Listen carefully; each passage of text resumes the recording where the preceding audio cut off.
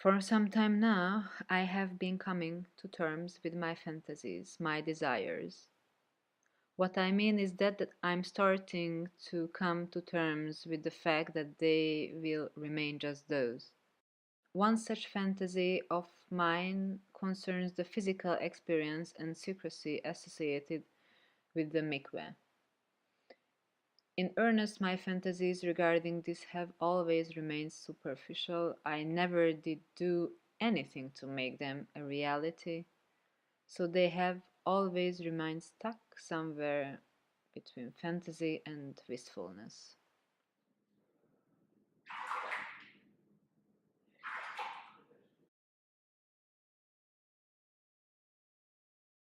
I address mostly the preparations.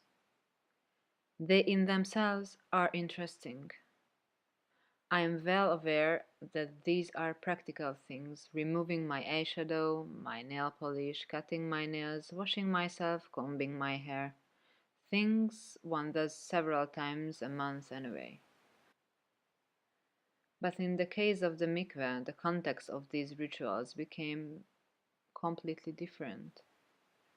Returning to my fantasies and to its various elements, for example, it is to be completely enveloped by water. What sounds I hear, what the water itself is like, how I can stay in the proper posture while underwater. For example, by spreading my fingers as during the blessings of the bread or the morning hand washing, or making sure that truly nothing comes between my body and the water, nothing which separates me from it, not even a tangled lock of hair.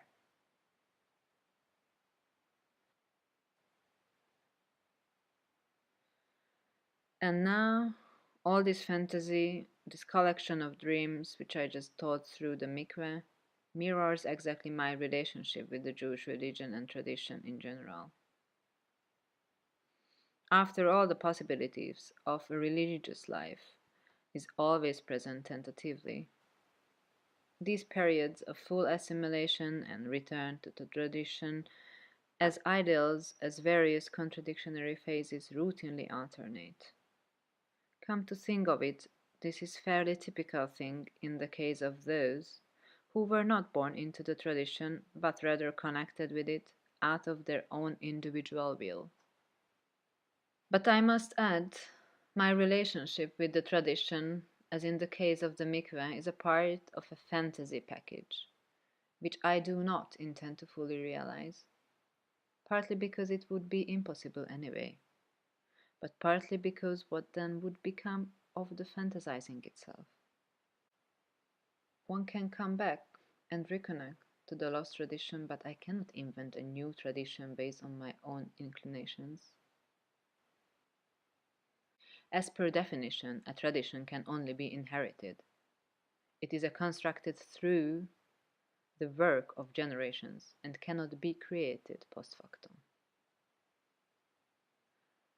But let me note, however, that everyone I spoke to recently, be they caretakers of the mikveh or other community representatives, have given me considerably conflicting answers as to whether I, in my current state, am allowed to use the mikveh or not.